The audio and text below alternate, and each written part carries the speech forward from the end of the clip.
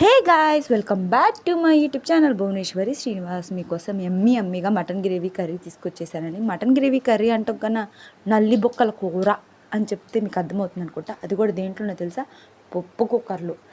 ఎంత బాగుంటుందంటే అండి, అబ్బబ్బబ్బా, నాకు చెప్తుంటేనే నోట్లో నీళ్ళు ఊరిపోతుంది, అంత బాగుంటుంది.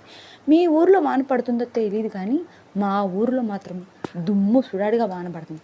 ఈ వానలో కనుక ఈ నల్లి బొక్కల కూర పప్పు కుక్కర్లో చేసుకొని తింటే ఉంటుంది, అబ్బబ్బబ్బబ్బబ్బ, స్వర్గమేనండి. ఒక్కసారి ట్రై చేయండి.